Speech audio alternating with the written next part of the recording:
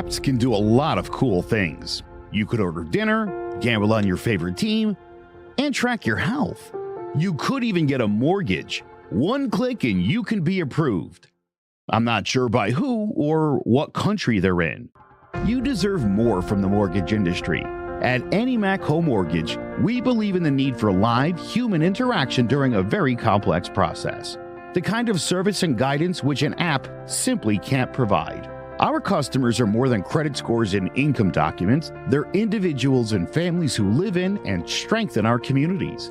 Their story is our story, and that story begins in a home. Chris Sawyer is an expert on providing superior customer service and in meeting the mortgage needs of current and future homebuyers. With over 18 years of experience in the industry, Chris is able to help customers migrate through the home buying and home financing process by using his wealth of knowledge as a well-qualified mortgage professional. And best of all, Chris is located in Cromwell, Connecticut, where he has helped hundreds of clients in Connecticut, Massachusetts, and Rhode Island make their dreams of homeownership a reality.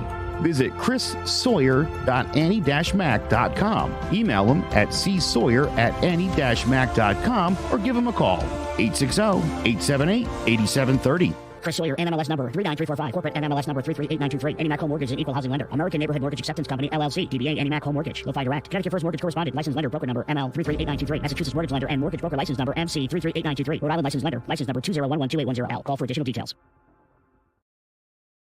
Welcome to Sports Talk with R&J. I'm Steve Risser, along here with Justin D'Onofrio, and the trade deadline has come and gone in the NFL. And the team that made the biggest splash was the Commanders yesterday, as they traded for Marshawn Lattimore. They traded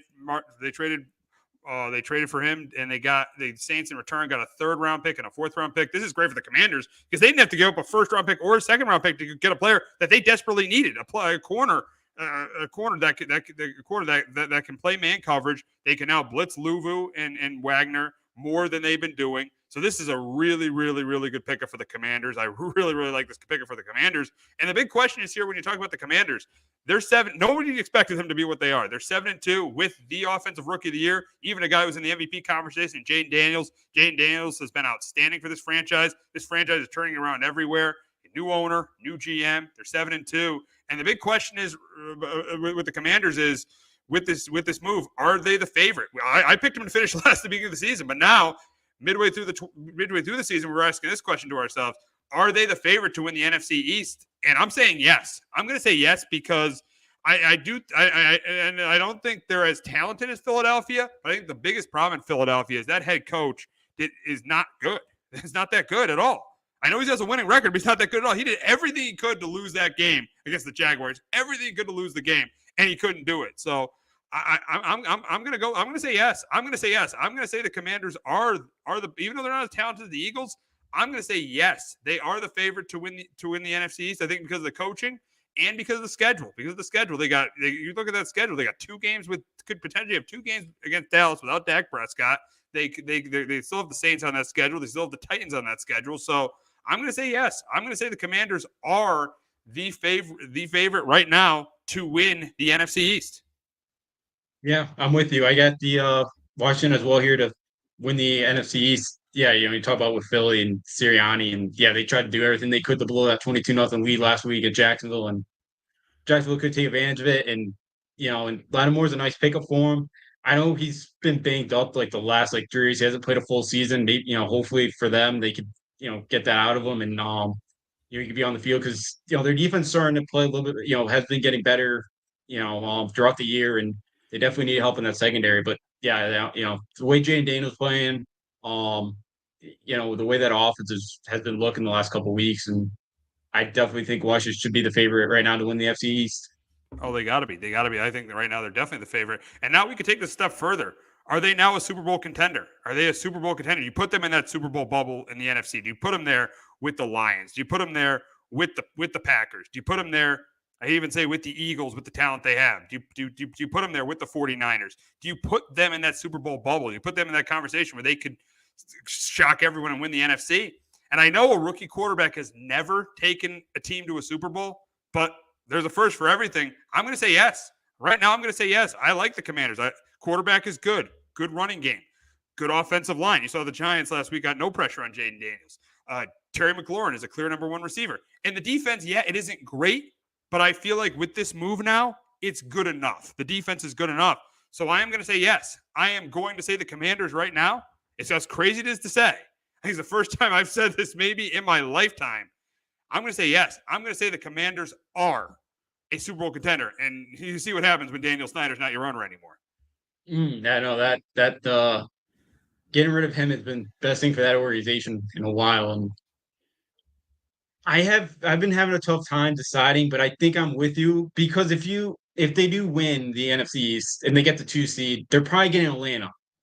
I think they're better than Atlanta. I can't trust the Falcons. So they'd be in the NFC Championship game, maybe possibly playing Detroit. So they could possibly sit in there because who else in the, I know the Vikings, Sam Darnold hasn't played great the last couple of weeks. I'm not. Sam Darnold is.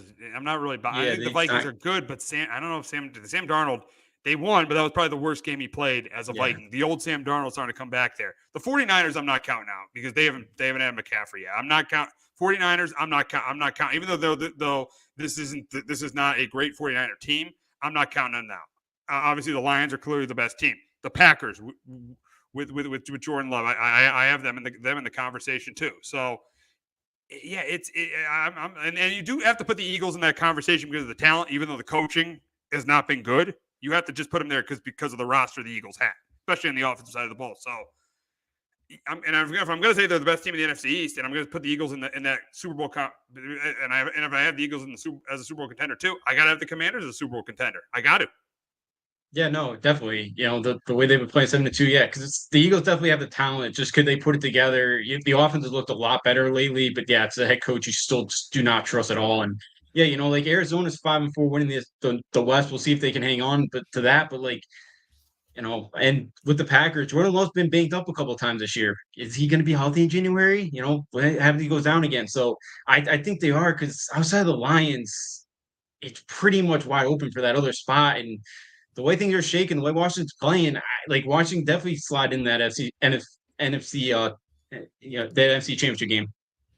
Yeah, it's crazy as to say. Absolutely. Yeah, I mean, yeah, because it is wide open because all the other teams have flaws. Yeah, I mean, you look at the Eagles, the coach is definitely the flaw.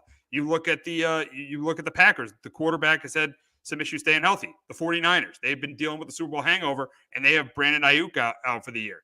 The Falcons, we've seen Kirk Cousins in the playoffs. He's not the same quarterback in the playoffs that he is in the regular season. So if you look at those other teams, there are flaws with all those other teams. So yeah, I could definitely see, as crazy as it is to say, I could, with the rookie quarterback, and the rookie quarterback's been outstanding, I could definitely see the Commanders in the NFC Championship game. Yeah, yeah, absolutely. The way Daniels was playing, and with the other teams in there, yeah, because the Falcons you just can't trust. The Vikings defense, that could only that defense is really, really good. How far could it take them if Darnold can't protect the football? That's the thing. So in the Vikings too, it always feels like something bad happens in the playoffs. They always find a way to just lose some heartbreaking football game in the playoffs. So, feels like that's that poor state of Minnesota kind of cursed the playoffs. Feels like so. Yeah, the way Daniels has really turned around this franchise. And with the new ownership, the new GM, even Dan Quinn's doing a good job. I think they got to be there. They have to be. They have to be. It's for me. Yeah, they have to be. So yeah, I think this is a great move for the Commanders. It's nice to see that they're going for it with the quarterback they have. So Commanders, I think they were the clear winners at the trade deadline, going out and getting a really, really good defensive player in Marshawn Lattimore. Now we'll move on to another team in the NFC that probably made the second biggest deal of the day, and that was the Browns trading for Zadarius Smith. The funny thing about this is they only gave a 5th round pick.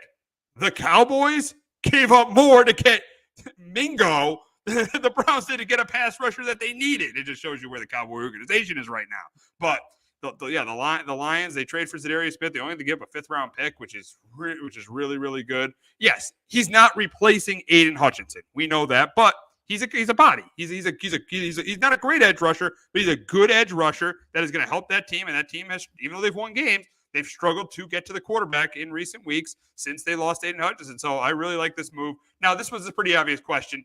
Does this move make them the clear favorite to win the NFC? I still even think without them, they would have won the NFC. But I do think this move definitely makes them the clear favorite to win the NFC. Yeah, I think it does as well. The way they're playing, and I know their defense gave up some yards the last couple of weeks, but yeah, bringing Smith's going to help that. And Want to take it one step further? The Cowboys, the Chiefs only gave up fifth rounder for Hopkins. I know DeAndre Hopkins is not the same guy, Yeah. but like Mingo can't get on the field. We'll get to as Yeah, big of a disaster the Dallas Cowboys are right now. yeah. They're a disaster. No, they are bad. So, but yeah, with the Lions, I think they are. And even like off last week in the helmets, that was always the one big issue with him. And I thought he played fine. I thought he played pretty well last week in the helmets. So, yeah, this Lions team, they're on an absolute mission right now. And yeah, I don't, it's gonna be.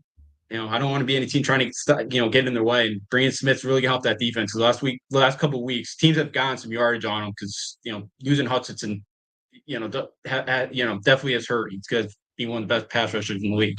Yeah, it's a nice move for an organization. Just like the Commanders, they have really, really changed the image of this organization. Brad Holmes, Dan Campbell, and in that Matthew Stafford trade, they got a quarterback. They got a quarterback who's playing right now. I know he's not on the level of Allen or Mahomes or Burrow or Lamar, but he's probably right below them. He probably leads that second tier of quarterbacks, and I think right now he's a top 5 quarterback. The way Jared Goff's playing, he's playing like a top 5 quarterback in the league. Now he's not as good as the other 4 ahead of him. I don't even think he's on the level of the other 4 ahead of him. But right now he's playing like a top 5 quarterback. Oh yeah, he absolutely has, and yeah, he's been like the last 3 weeks. 22 out of 25, 12 for 15, 18 for 22. And he had the 18 for 18 game. A couple. Against Seattle early on the year. He's been so accurate this year, and and he should be right kind of near. He's going to definitely get MVP conversation because he's going to be probably on the best team with the best record, and that kind of seems with the NFL MVP award. It just kind of goes to the best quarterback on the best team. But he's been outstanding, and yeah, it's been an awesome kind of pickup there for the Lions a couple years ago, and he's really helped kind of change things, and Dan Campbell's changed things. So he's gotten a lot better, really, from early on. I know he got the Rams in the Super Bowl there, but he's really kind of changed his perception from when he first got in the league. Yeah, absolutely. Oh, definitely. Yeah. He struggled, obviously. That we were with Jeff Fisher. He was not good at all. Didn't win a game as a starter. But then things got better with McVay. But then after the Super Bowl, I think he was kind of up and down. And then the Rams gave up on him. But now he's back to being a really, really good. I think this is the best football he's played in his career. I think it's the best football he's played in his career right now. And before we get to the games, we got to ask the big question about the Lions. With them making this move, are they the favorite to win it all? And I'm still going to say no. I think they're going to get there. But I can't go against the Chiefs. They've won 14 in a row. They won 6 in a row at the end of last year. They won 8. They've won 8 in a row to start this season. I just can't go against the Chiefs. So I think the Lions will get there, but they'll lose to the Chiefs in the Super Bowl. So I'm going to say no. I don't think they should be the favorite to win it all. But it's very close with the way they've been playing right now. I'm going to take the Lions to win it all here. I think they are. I know the Chiefs are so and all that. I haven't been that the defense has been impressive. That offense, not great. I know they put up 30 against a bad Buccaneers defense the other night, but the way the Lions are playing, I think they could keep up and even outscore kind of the Chiefs in a big game. And let's not forget, they beat the Chiefs last year on opening night. Like they did. And that could factor into it. They have that's a bigger win than people think. Because say they play them in the Super Bowl, and a lot of those players were on the team last year, that definitely gives them confidence, I think, if they play in a Super Bowl against the Chiefs. Oh, yeah. And, definitely, because the way Dan Campbell is, he's going to have that team believing that, that they're going to walk into that game and beat them by a couple scores type kind of mentality. They're not going to go in there and be afraid of Kansas City. So absolutely, the way, Goff's playing, Smith, if he could help that pass rush and take some pressure off that secondary, because they've really struggled the last couple of weeks. I definitely think the Lions, I think I'm going to take the Lions to knock off the Chiefs because the Chiefs just keep winning every close game. At one point, they're gonna probably lose a couple. You can't keep winning all these games. Like it's too hard to keep up. Yeah, you're right. But yeah, they've won a lot of close games, but they've won the games. And it feels like with the Chiefs too, is like last week when their defense gives it up, their offense picks them up. It just seems like each unit picks each other up, though. It's just so tough to go against them. I mean, it just is. They just they're winning close games. They just know how to win. I mean, yes, the Lions have been more impressive this year, but you just can't go against the Chiefs because for me, I just can't go against the Chiefs because that team just knows how to win. No, they do. They absolutely know how to, and there's a confidence there. And yeah, when you got Patrick Mahomes there, and I know they're still figuring some things out. DeAndre Hopkins had a nice impact of the night. Kelsey. had like 14 catches, and I know they're still figuring some things out with Xavier Worthy, but yeah, with all the kind of right, Pacheco's probably back for the playoffs, you would think. So they're going to get a little bit healthier.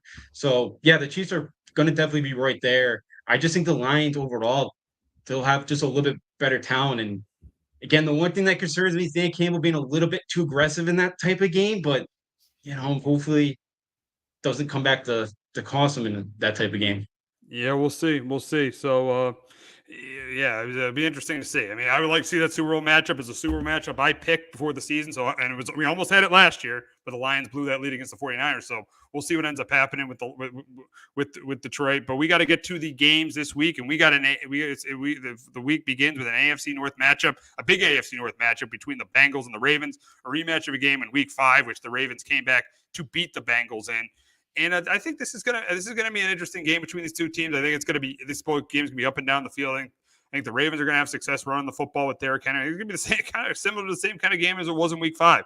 The Ravens are gonna have success running the ball. I think Lamar is a big day. I think Joe Burrow is a big day. But I think it's gonna come down to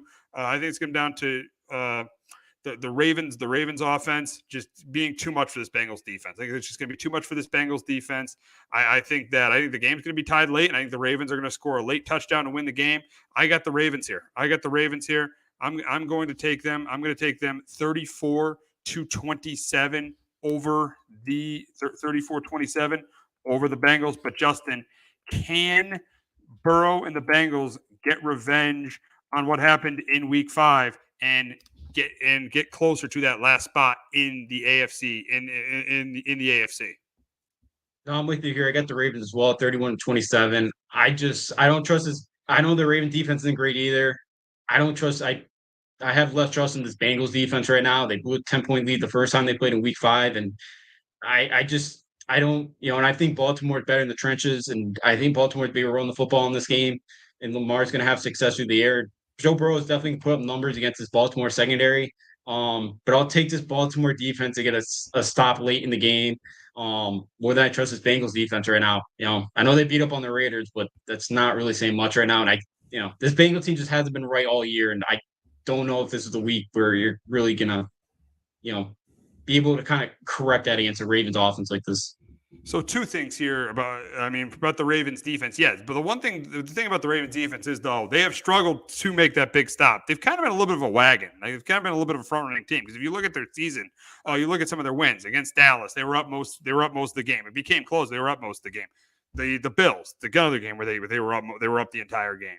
They obviously the one game was the Bengal game where they came back, but then you look at their win against the Bucks, they were up most of the game. You look at their win against the Broncos last week, they were up most of the game. But where they've struggled is to hold leads, and they've had some trouble holding leads late in games, and that's because I think their lack of a pass rush late in games. I think because they struggle to hold lead against the Raiders, they struggle to hold lead against the Browns, two bad teams. So if it does come down to a tie game late, there's a chance Burrow can come back. I think it's going to be whatever team has the ball last is going to win, because I don't think I trust really either defense to make a stop late in this game with how good both these two quarterbacks are. Now, I trust the Ravens defense more than I trust the Bengals defense, because they did that in Cincinnati a couple of weeks ago. But I don't really trust either of these defenses to make a big stop. And the other thing is if the Bengals win this game, do we put them in that conversation of being Super Bowl contenders? Because they'd be 5-5, very close to that last seed in the AFC, and they have a top 4 quarterback in the game. That's a tough one for me, because I like Burrow, but I don't like Zach Taylor in the defense. I'm probably still going to say no, because I just don't like Zach Taylor in the defense. Yeah, I'm with you. I don't think they would be either, especially now with Zach Moss. I don't know if they could really get a running game going. And yeah, I just don't trust Zach Taylor. And they're just soft up front. I don't think that works in January, when you get to playoff football.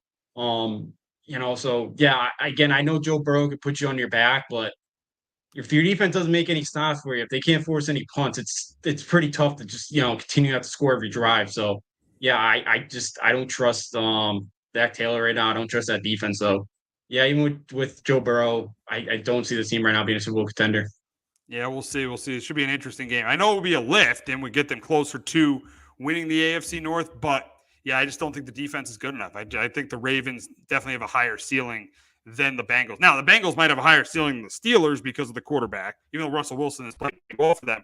But yeah, I just don't see it. I just don't see it because of the coach and in the defense. I just don't see them. I think there's a very good chance they'll make the playoffs. I just don't think they can make it. And the other thing is about them. If they do make the playoffs, they could be trouble for Kansas City because they always give Kansas City trouble. I just don't see them making a deep run because when they made that Super Bowl run, their defense was definitely better than it was now. So yeah, I just don't see them making a deep Super Bowl run. But it should be an interesting game. Two AFC North rivals going at it on Thursday night. But we'll move on to the Sunday night game this week between the Lions and the Texans. And I do think this is going to be a good game just because, Houston doesn't want to lose 2 in a row. So I do think Stroud's going to play a good game. But ultimately, it's going to come down to the fact that I think Detroit will run the football better. I think Goff will make less mistakes. And I think that Detroit will make that play on defense. I think they'll probably get that big sack because we saw Houston against the Jets. They had a lot of trouble protecting C.J. Stroud. I think they'll protect him better here. But I do think that their lack of protection of C.J. Stroud is going to end up costing them this game. And that's why in a high-scoring game, I get the Lions here 31-24. But, Justin, can C.J. Stroud bounce back this week and keep the Texans in that race with the top teams in the AFC? I'm with you here as well. I got the Lions win this one 27-21. Yeah, Stroud just hasn't looked right the last couple of weeks. I know Nico Collins could come back, and maybe that helps him out a little bit. I know that Diggs is out for the remainder of the year, but yeah, that offense did not look right last week against the Jets. They really struggled to get much going at all, and I think the Lions are going to be able to kind of outscore Houston this one. I think Goff plays well. I think they get the running game going, and I do think Texas dropped their second straight game here on Sunday night. Yeah, I could definitely see them dropping their second straight. Yeah, I mean Houston right now, they're there, but I thought they were there. I thought they were on that level with Buffalo, with Baltimore, and with Kansas City before that Thursday night game. And then you see the issues in that Thursday night game, especially in the offensive line. Now, they could end up being there just because Nico Collins could be back. But the thing is, they lost Stephon Diggs, hurts the depth of the receiver. The interior of their offensive line is a problem. And Stroud is good, but again, he's not on the level of the Lamar, he's not on the level of Lamar, Burrow, or Mahomes or Allen. So I just think they're now a tier below. I think I put Houston a tier below, the Ravens, the Bills and the Chiefs right now. I would put them a tier below, and last Thursday's game definitely proved that. Yeah, absolutely. I think, they're maybe still kind of a year away from really contending in the AFC right now. And I guess it's not out of the realm of possibility they can make a run. We've seen the Bills kind of struggle. Maybe they could win a shootout against the Ravens. I know they got blasted last year in the playoffs by them, but yeah, I think this team might still be 1 year away. They've really improved the running game this year with Joe Mixon. But yeah, I think the offensive line definitely needs a little bit more work, and Stroud kind of maybe seems like he's in a little bit of a sophomore slump right now. And I definitely think the future's still bright in Houston, but yeah, I think they're probably 1 year away from really being kind of on that top tier in the AFC. Yeah, I agree. I kind of agree. Yeah, they could surprise someone to make a run, but yeah, and they were my pick to go to the AFC Championship game in the AFC, but I didn't know how Derrick Henry was going to be with the Ravens. I didn't know how Amari Cooper was going to be with the Bills. Now, I do think they could potentially make a run. I like the way Joe Mixon is running the football, but yeah, the offensive line, the lack of depth at the receiver position, and Stroud not being as good as the top, making that jump that some of us I expect them to make this year. So yeah, I think that they're a second tier team in the AFC, and they lose this week to the Lions.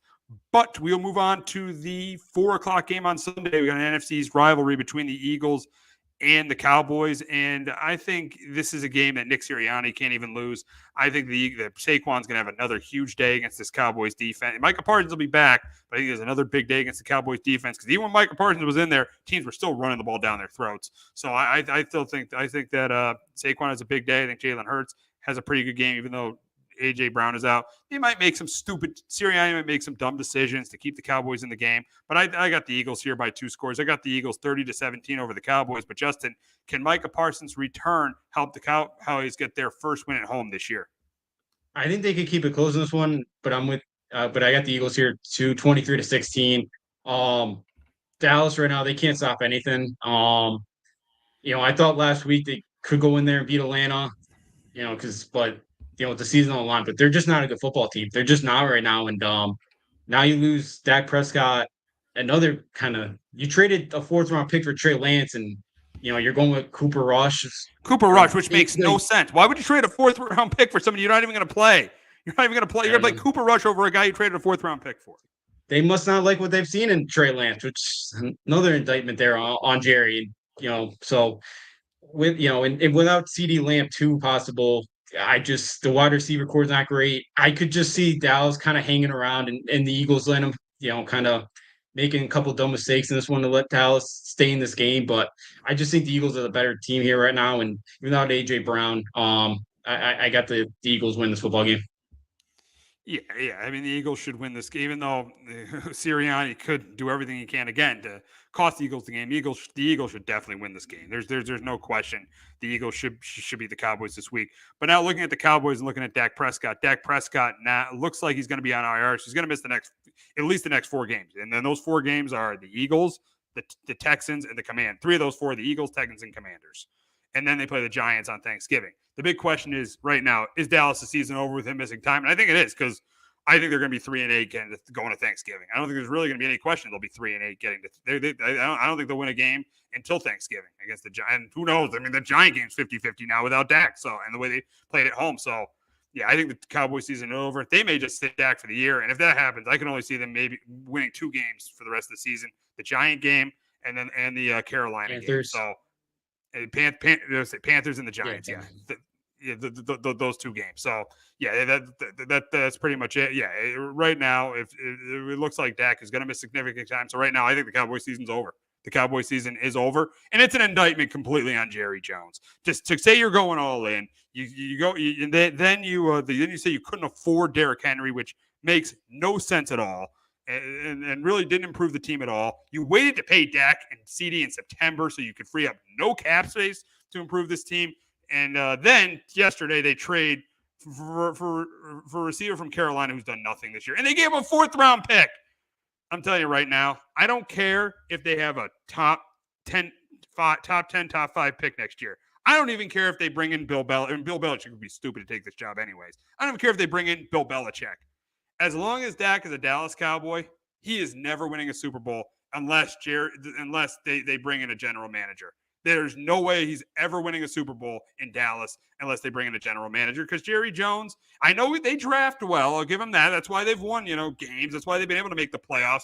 But the contract negotiations, the sticking with their own guys instead of doing what other teams in the NFC have done, going out and made trades and signed guys in free agency. The only time the Cowboys have done that the last 15 years, Amari Cooper, and it really helped them.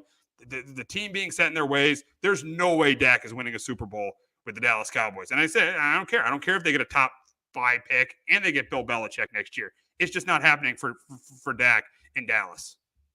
No, it's not. It's time for somebody to take the keys away from Jerry Jones to make any of the personnel decisions. Because, I know, again, we know McCarthy's not a great coach, but we know he's going to be the scapegoat for this team. But yeah, it's on Jerry. This team did not get any better.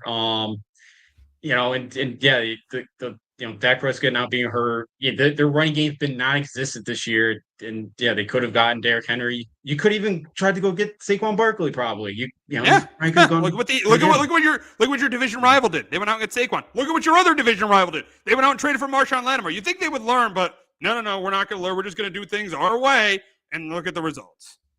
Yeah. Again, that trade yesterday made no sense. Like, why are you giving up a 4th-round pick for a guy that can't get on the field for Carolina? It just makes no sense. Listen to this. You know why they got him? Because they liked him in the draft. That's why. He was one of their guys they wanted. That's why. Absolutely ridiculous. That strategy over goes well. That's the problem with Jerry right there. Like, he's still kind of sticking to guys that he wanted a couple years ago, and I just don't get it. That's why somebody's got to take the keys away from him, but nobody ever will. He'll never take the power away from himself. And it's the biggest problem with the Cowboys, and it's going to continue to be a problem for as long as he's in there. Or even I don't think the Suns much better. It doesn't seem like so. No, he isn't. He isn't. That's the problem. They have to get a guy that's not a Jones running this team because his son's not that much better either. He does the same thing as his father does. Yeah. That's so. I don't know if much is going to be changing anytime sooner, and so it might be a while for the Cowboys to get back anytime soon. That's change. It really might, with the Jones just continue to just be too stubborn and not really, just not being able to figure anything out. They're just not being able, make the right decisions. And the thing is now, for years, they've been able to benefit from it kind of being a two-team division between with them and the Eagles. Now, Washington is going to be at least an 8-9 win team year in and year out with Jaden Daniels, barring he stays healthy. Year in and year out. The Commanders are not what they used to be. The culture has changed there. So now you've got two teams to compete with you having who have a better strategy than you, not just drafting their players and signing them. They go out and sign free agents. You right now have two organizations that are better than yours, and you're not changing anything. They're going to perennially be a third place team, I think, throughout this new contract with Dak Prescott. Yeah, I could totally see that. I think it's a great point. Yeah, Washington's again, they used to have four wins right there. You can chalk up the Washington Giants the last couple of years, and yeah, that's not going to happen.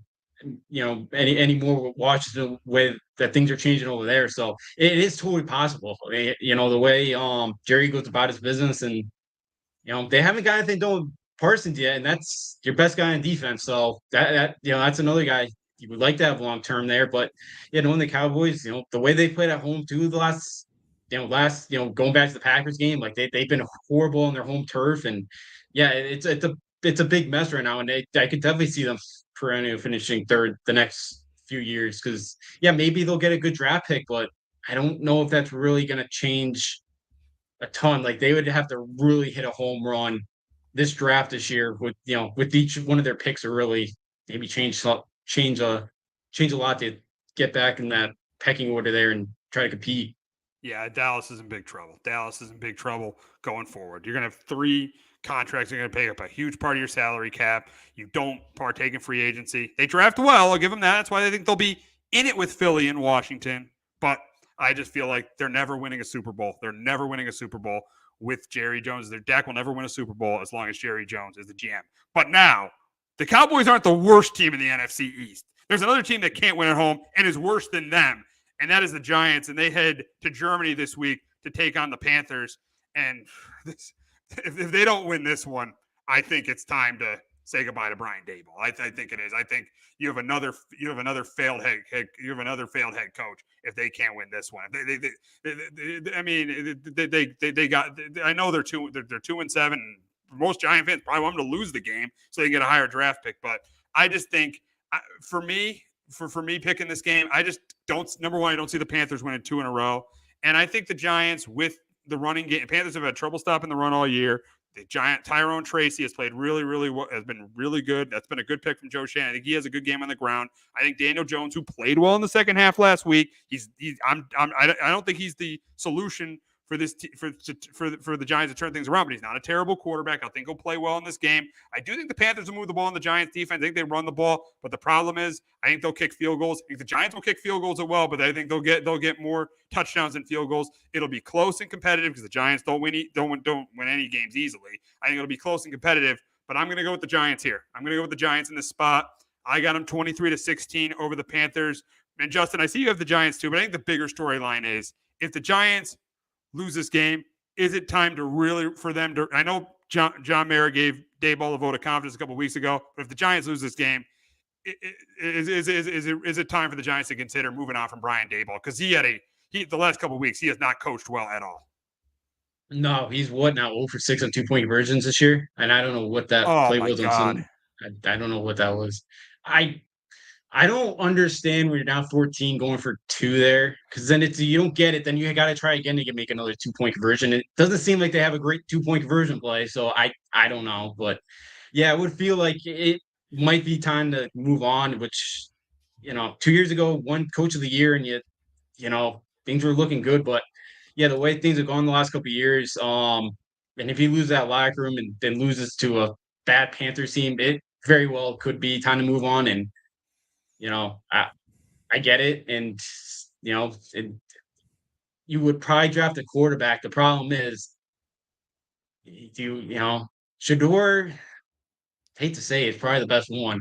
Cam Ward has a lot of Jameis Winston to me. So I think you're taking a risk with him. That's the problem. I don't trust. You can't take back. You can't take Ewers. Maybe Garrett Nussmeier, but I have to see a little bit more from him. Like, I don't know if there's a franchise-changing quarterback in this draft. Yeah, that's the thing. The last time the Giants were really bad was 2021 when they went 4-13, and that was the same situation. That was the Kenny Pickett draft. There was a franchise-changing quarterback. They had 2 first-round picks with a new regime, but they couldn't move on from Daniel Jones because there really wasn't a guy that could really replace him. So yeah, they're kind of a little bit in that same situation with, you talked about Cam Ward. Yeah, the best guy is probably Shedeur Sanders. This is not a strong quarterback class, but let's be honest. With the way Joe Shane was talking at Hard Knocks, if they have a top 5, top 10 pick, they're gonna try to get a quarterback. And what could happen is they could end up reaching for one. They could end up reaching for a back. They could end up reaching for a Ewers. They could end up reaching for one because, let me tell you, Joe Shane made it obvious that he was not 100% committed to Daniel Jones with Hard Knocks, calling the Patriots a couple times, talking to Ryan Poles at the Clemson Georgia game. And we know Dayball, who might not be here next year. If he keeps losing games, he might not be here. But he was saying he's with Jaden Daniels. Oh, I trade up for Jaden Daniels. So, yeah, the Giants, it looks like they are going to move on from Daniel Jones. I think it looks like Joe Shane will probably stay regardless because of the draft he had this year, even though the 2 previous drafts were a disaster. Look at some of the first-round picks with Evan Neal and Deontay Banks. So, yeah, it's just question marks all over the place for the Giants. With the head coach, with the quarterback, and with the GM. So just a really, really, the Giants are just, again, we didn't think we'd be having this conversation 2 years ago, but the Giants, again, are in a really, really bad spot right now. They are, and it's thought 2 years ago they finally kind of changed things around and things were going the right direction. But yeah, it's been an utter disaster this year. And I know last year with the injuries and Tommy DeVito kind of was a pick me up for, about a month and a half, the way, he played and the way they found ways to win games. But yeah, it's a disaster. And, do you really want to reach on a quarterback again? You guys did that with Daniel Jones the first time, and he was put in a spot where he never should have been in the first place. And you kind of start seeing how it's going to end. And it is New York too. Like, it's not like you're going to Carolina. Like, you are going to, they're going to be on top of you from day one. If you're not, you're not playing well, they'll let you know very early on. So that's the thing, because Beck's got no confidence right now. Ewers, I don't think he's a franchise guy. I think he's a backup. And Cam Ward's exciting. It's just Jameis Winston. He'll make some very bad reads and throws and will cost you that. So that's a problem. So I think that's a frustrating part where it's like you're gonna have to draft one of those guys, but I don't think it's gonna. Maybe you bring in a really good head coach that could help him and work on him, and they turn him around into be a franchise changing quarterback. But I just think it's be very tough for that to happen, unless if it's Shedeur or maybe even a Cam Ward. But there's so many 2 or 7 teams that I don't think you can guarantee they could be in one of those spots. He might be stuck at 7, or they both could be gone probably. Yeah, and the thing is, there's a lot of 2-7 teams. And a lot of these 2-7 teams need quarterbacks. The Raiders, the Raiders, the Saints, the Browns. A lot of these teams are gonna need quarterbacks. The Titans, they're all going to need quarterbacks. And I'm telling you, I think the Giants have more talent than pretty much all 4 of those teams. So there's a good chance the Giants could win this game. They could win, in Dallas on Thanksgiving. They could beat the Saints, maybe win a game against the Colts. There's a good chance they could be 6-11 again, and say having the 7th or 8th pick, where they'd have to trade up to get one of these guys, and none of these guys are really worth trading up for. Yeah. Yeah, and then you trade away 2 first-round picks in the next coming years, and it could really continue to just go in the same direction that it's been, and that's the last thing you want, and you hope it changes it around. But yeah, it's really a tough situation right now for the Giants and the front office to make a decision, and maybe Shane kind of maybe knew that quarterback class wasn't great. Maybe that's why he was trying so hard now to move up into this year's draft. Maybe he kind of really kind of maybe saw through Beck and Ewers and those guys and kind of knew that they're not as great as advertised going in. And maybe that's why he tried so hard to go get a Daniels or May. That's just coming off the top of my head there, but it would make some sense now. Yeah, I know. Going up and trading Daniels and getting Drake May, it would make a lot of sense because Daniel Jones is decent, but he is not the long-term solution. So, yeah, and then realistically, in hindsight, what they should have done was paid Saquon and franchised Daniel Jones. They wouldn't be in this situation right now. Yeah, they should have. And I meant franchise Daniel Jones and paid Saquon. They wouldn't be in the same situation. Yeah, absolutely. That would have been the best thing for the organization because I know Daniel Jones looked good 2 years ago, but yeah, the injury concerns were always there. They won a ton of close games that year, and the schedule wasn't great, but you thought he turned some things around and they got some confidence there. But yeah, like Saquon's been, like if you put a, and we're seeing it this year, if you can put a good offense and some good weapons around him and an O line that could block, you kind of see the production he's been able to put up. Yep. So yeah, it's definitely one of those things right now. The Giants, Mara's definitely got to be frustrated about it, and he should be, because it's been a huge mistake and a huge black eye for that organization, letting him go. Yeah, just very frustrating. I mean, just very frustrating. It's not just the head coach, and the last 2 weeks he's gone for it twice with 2-point conversions. He didn't learn from his previous mistake, and then he does it again. It's just very frustrating. GM definitely a question mark. Now, he drafted well this year, but he called Saquon Barkley a $12 million back, and the quarterback is just he's decent, but he's just not good enough. So just very, very frustrating to be a Giant fan right now. But we'll go from one 2-7 team to another 2-7 team, which has more hope, seeing that last play before that play at the end of regulation against the Titans. And that's even though they lost to a bad team, that's the Patriots, as they will face the Bears. And the Bears are a mess with their performance on Sunday, getting crushed to the Cardinals after they lost they lost in heartbreaking fashion against the Commanders. But the Bears have been good at home this year. And I think they're going to be able to run the football with Swift, because let me tell you something about the Patriots. We know one thing about the Patriots.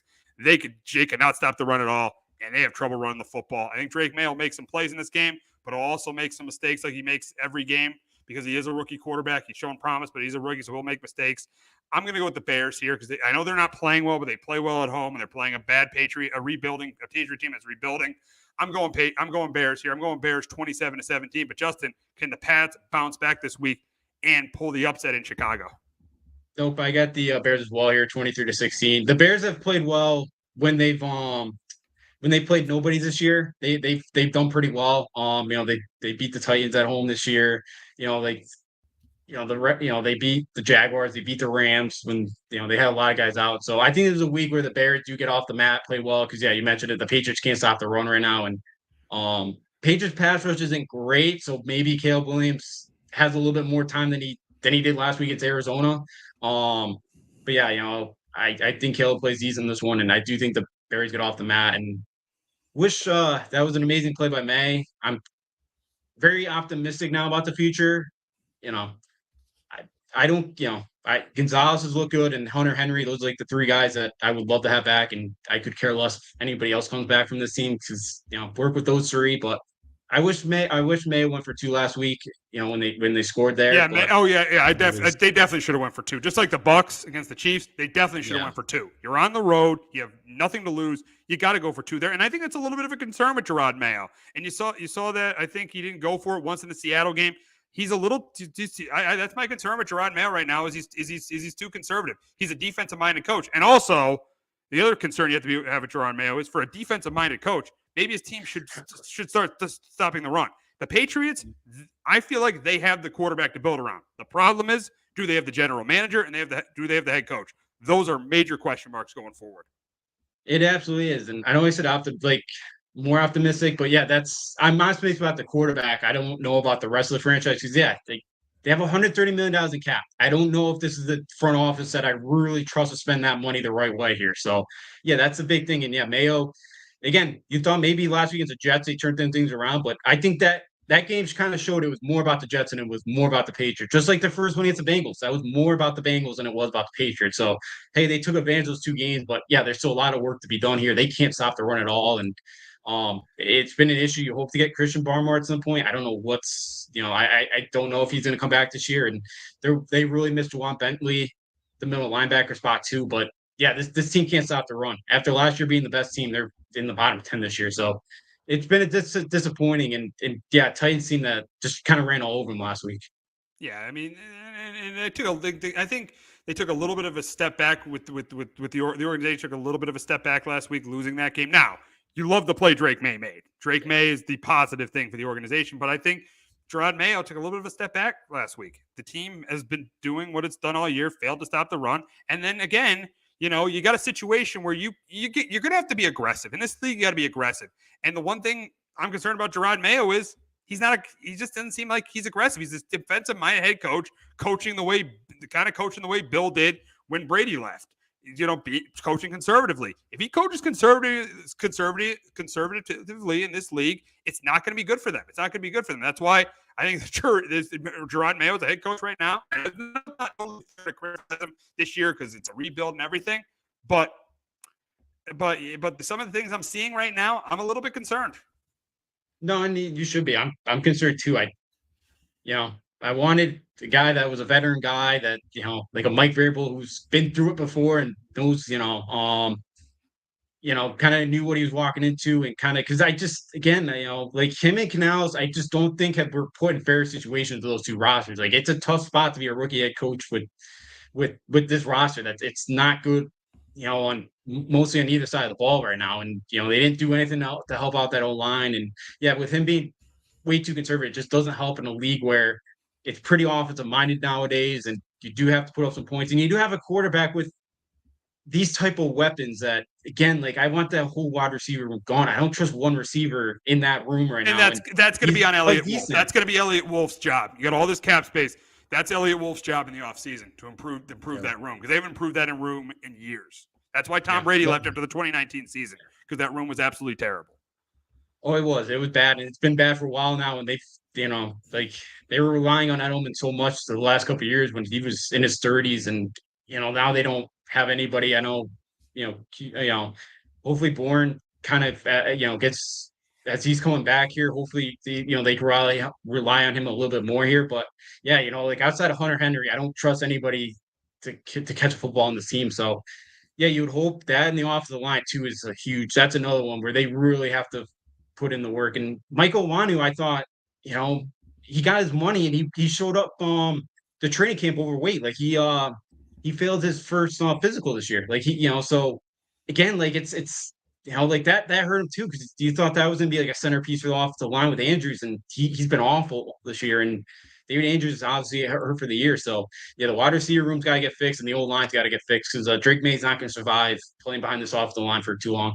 No, you saw that play at the end of the game. That was all him making a great play at the end of that game. What did you say? Sorry to interrupt, but why did the Titans only send 3 there? You've been getting pressure all day with 4 or 5 no sense.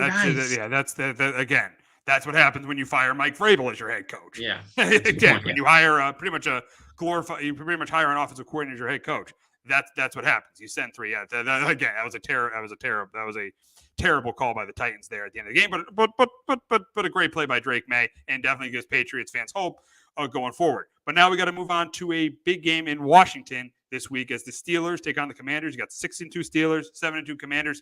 And I think this is a close, competitive game. But I'm going to go with the team that's going to run the ball better. I think that's going to be the Steelers with Najee Harris. And I'm going to go with the team that's going to play better defense, and that's going to be the Steelers.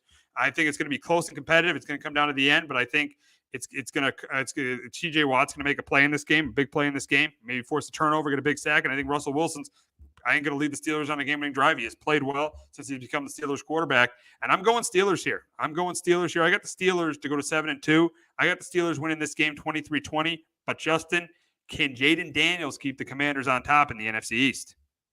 No, I got the Steelers here too, 24-21. I think, the Washington offensive unit and the Pittsburgh defensive unit, I think they, both those two units are really good. I think they could cancel each other out in this game. And that's where I think, Russell Wilson, the way he's been playing, they're coming off a bye too.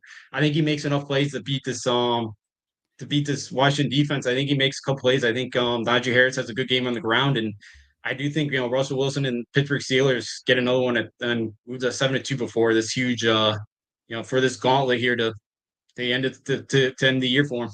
Yeah, well, they have a gauntlet. They got the Steelers a couple times. They got the Ravens a couple times. Got the Bengals a couple times. They definitely have a gauntlet. It's definitely a gauntlet at the end of the year for the Steelers. But moving on to an NFC matchup in Tampa between the Niners and Bucks. Niners are going to get Christian McCaffrey back this year. The Bucks, they're still going to have Mike Evans out. So I'm going to take the team that's more healthy going into this game. That's the 49ers. I think McCaffrey will have a good game on the ground. I think Purdy will throw a couple touchdown passes. I think, again, Baker will keep them in the game, but I don't think it's going to be enough. I got the Niners here. 28-23. But can Baker help the Bucks snap their 3-game losing streak? And then after that, they get into a pretty easy part of their schedule. Yeah, I think Baker keeps them in this football game, but I have the Niners as well here, 27-20. The Niners coming off a bye. I think their defense is going to play decent in this one. Baker's definitely get his yardage. They played pretty well offensively, last week. against a really good Kansas City defense. And Kate Otten had a big game. Um, and I do think the Bucks are gonna be able to keep it close in this one, but I do think Baker throws like that one kind of mistake that he always does, and I do think it costs the Buccaneers in this one, and the Niners come out with the victory. NFC South matchup in Atlanta between the Saints and the Falcons, and the Saints are a mess right now. They fired their head coach. They lost to the Panthers last week, and they fired their head coach. They traded their best defensive player to Marshawn Lattimore. So the Saints are a mess right now. And the Falcons, I think their offense has a big game here. I think they run the ball with Bijan. Cousins throws a couple touchdown passes. I think Derek Carr keeps the Saints in the game, but it's not going to be enough here against the Falcons team that's playing well. I got the Falcons here. I got them here 27-16 over the Saints. But Justin, can the Saints, with their interim coach, pull off a big upset over the Falcons? I think they will this week. I got the Saints 23-20. Wow. It's a game the Saints never lost. It's crazy they lost that game last week, and I think this is a week where Derek Carr plays really well because Atlanta's not going to get any pass rush on him. So I do think he's going to be able to make some plays, and I do think he plays well. And I'm still just not sold on this Atlanta team. And the Saints should have beat them the first time around. They had that big passing interference call go against them late, and the Falcons got the game-winning field goal. So the Saints kind of had them there the first time, and I think that maybe the bump here of firing your head coach, you play for the interim, and they play hard, and I do think the Saints win this one at home because I do think Carr has a big day. We got an AFC West matchup in Kansas City as the Broncos take on the Chiefs. Broncos got exposed last week in Baltimore, got crushed to the Ravens, 41-10. Chiefs undefeated. But I do think this game is going to be more – they're going to be in this game. I think the Broncos are going to be in this game. I think they're going to stay in it in the first half. They're going to get some pressure on Mahomes. They're going to give Mahomes some trouble. I think Bo Nix will lead some drives early on to keep them in the game. But I think the issue is going to be I think the Chiefs will run it a little bit better, and Mahomes will make less mistakes than Bo Nix. That's why I think the Chiefs pull away in the second half. And I got the Chiefs going to 9-0 here. I got the Chiefs winning 24-13 over the Broncos. But Justin, I do have the Chiefs finally winning a game by double digits. I got the Chiefs winning 24-13 over the Broncos. But Justin, can the Broncos bounce back this week and beat the Chiefs for the second straight time? I'm hoping they do, but I got the Chiefs as well, 17-10. Yeah, I think Bo Nix is going to have a tough day again. I do think the Denver defense plays a lot better this week and it's going to keep them in this football game. I just don't think the Broncos offense will be able to do enough here in this one, and I do think they're going to struggle to establish much of a run game in this one. And I do think you're probably going to see Bo Nix make a mistake or two in this one. But yeah, you mentioned it'd be a second straight the Broncos have beat them, and last year, Denver usually plays Kansas City pretty tough, and they've been a pretty tough out for them the last couple of times. So I do think they keep it close, but I don't think it's I just don't think they have the offense to be able to score enough in this one. All righty, we got an AFC matchup in Indianapolis as the Bills take on the Colts. Bills won another game last week. Right now they're 7-2. Indy, the nightmare situation happened for them. They went to Joe. They benched their guy they took number 3 overall 2 years ago. Then the quarterback, they wanted to play Joe Flacco. He didn't play well against the Vikings. They only put up 6 offensive points. 7 of the only they didn't score an offensive touchdown against the Vikings last week. So I think it's more of the same. I think that the Bills run the ball against the Colts defense. I think they forced a couple turnovers. I think the nightmare has happened for the Colts. They benched their young quarterback, the guy who they thought was the face of their franchise. Then they put in a 39-year-old Joe Flacco. I think he struggles again this week. I got the Bills big here. I got the Bills 31-13 over the Colts. But Justin, can the Colts bounce back this week and get to 500? I have the Bills here as well, 24-17. I just think the Bills offense have a pretty big day against the Colt defense in this one. And as long as Josh Allen kind of protects the football, I think they should be okay in this one. I do think, the Bills can be rolling the football. Maybe with the Chiefs on deck, it's a little bit of a look-at spot for Buffalo, but I just still don't trust this Colts defense to make many stops in this one. And, maybe, I can see Flacco playing a little bit better than he did last week because Tua was able to Tua had a pretty good game last week against Buffalo's defense, but I don't think it's enough here. And I like the way Buffalo's playing. I do think they take care of business here. Big matchup. No, we got a matchup down in Jacksonville between the Vikings and the Jags. Vikings come in 6-2. Jags come in 2-7. And I might have taken the Jags in an upset if Lawrence is healthy, but he's not healthy coming into the game. I think he plays. I think they move the ball a little bit on this defense, but I think they kick field goals. I think the Vikings score touchdowns. Darnold will do what he does every game, make a mistake, but I think, this Vikings defense is gonna bail him out at the end. That's why I got the Vikings going to 7-2, beating the Jags 24-19. But Justin, can Lawrence help the Jags pull off an upset at home against the Vikings?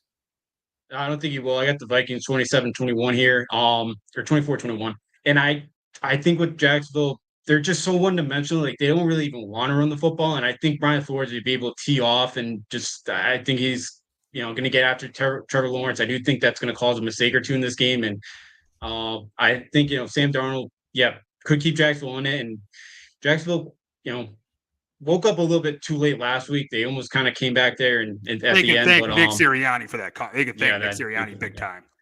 Yeah, absolutely. They absolutely could. But yeah, the Jags team's not playing well. They're just too much one dimensional team right now. And I know the Vikings secondary will give some yardage, but I do think, Lawrence probably be sacked like 3-4 times this one. The Jets try to win their second in a row out in Arizona. Arizona's red hot. Arizona's playing really, really well right now. They are 5. They've won 3 in a row. They're 5-4. Kyler Murray's playing well, and I think it continues this week. And Kyler Murray is another big week. I think Aaron Rodgers has a good game. I think the Jets run the ball with Breece Hall. I think it's close and competitive, but I think it comes down to either the Jets defense not being able to stuff Kyler at the end, or Aaron Rodgers doing what he's pretty much done all year, not being able to lead the Jets on a game-winning drive. And that's why I got the Cardinals here. I got the Cardinals here 27-24 over the Jets. But Justin, can Rodgers and the Jets get their second straight win? No, I got Arizona tier as well, 24-20. I just think the Arizona run game, the way they were able to run the ball the way they've been able to run the ball most of the year, the Jets still just cannot stop the run. And I do think that's going to be a recipe for disaster in this one. And, Kyle Murray will probably have a decent game through the air. But I really like the way Arizona's playing. Jonathan, Gannon and his staff's done a really nice job down there. And I think the way Arizona runs football in this game is the difference maker. Yeah, I think so too. I think the way the run game, is a good point. The run game with James Conner has been really, really good this season. And then you saw the play at the end of the half where they ran it against the Bears for a touchdown. So the run game has been really, really good this year. AFC matchup in LA as the Titans take on the Chargers, and I think the Chargers win this one. They win it again. They win another game against a bad team by double digits with their run game and with the way Justin Herbert's been playing. I got the Chargers here. Cruising over the Titans 28-13. But Justin, can the Titans defense carry them to another victory? No, I got the Chargers here as well, 24-13. Justin Herbert's looked really good lately, and even kind of with all the weapons that are kind of down right now, I think he's still playing pretty good football, and I think that continues this week against the Tennessee team, who I don't think they're very physical, and you're going up against a Harbaugh team that's very physical, especially what they're doing up front, and drafting Joe Alt this year, and I just don't think Tennessee's going to get much going, especially because Jesse Minter's the D coordinator's done a really nice job with this defense this year, and I think it'll be a tough day for Mason Rudolph and that offense. It definitely will be. It definitely will be. So we'll wrap up with another team playing at SoFi Stadium. This is the Monday night game between the Dolphins and the Rams. The Dolphins have been losing a lot of close games this year. The last 2 weeks, they've lost on a game-winning field goal. The Rams, they've been hot. They've won 3 in a row, but I do think there's an upset here. I'm going to go with the Dolphins. They're going to be desperate. I think they run the football with A-Chain and Mostert. I think Tua has a big game. I do think Stafford is a big game, but I also think he makes a big mistake. I do think that that Tua is a quarterback who makes less mistakes here, and I'm going to go with the upset. I'm gonna. This is a must win for the Dolphins. They got to save their season here. I think they do. I'm going to pick the Dolphins in an upset here, 27-24 over the Rams. But Justin, can Stafford lead the Rams to their 4th straight win? Yeah, I got Stafford and the Rams here, 27-23. I know the Rams got pretty fortunate to win that football game last week. That was another bad coach decision there in overtime. But I know the Dolphins have been really good against the pass this year. They're 4th in the league, but I do think Stafford plays pretty well here. I know the Dolphins' offense look better. I still can't really fully trust it right now, and I do think Stafford puts up enough points. I do think he outduels Tua in this one, and Cooper Kupp has a big day, and the Rams win here at home. Yeah, it should be a good game between those two teams on Monday night. But that's going to wrap up this episode of Sports Talk with R&J. But we will be back in 10 minutes talking about the rankings reveal in college football and week 11 of the college football season. So make sure you tune in for that. Hello, my name is Joe Aguirre. I'm the president of Clovercrest Media Group. And here at CMG, we have a wide variety of podcasts, including sports shows like Keys to the City, The Roll Call, Throwing Jabs, All Four Downs, and Jawing About the G-Men. And great true crime shows like Sticky Week, Crimes and Consequences, Ivy League Murders, and Bird, the unsolved murder of David Eichmann. You can find all these podcasts and so much more by visiting ClovercrestMedia.com.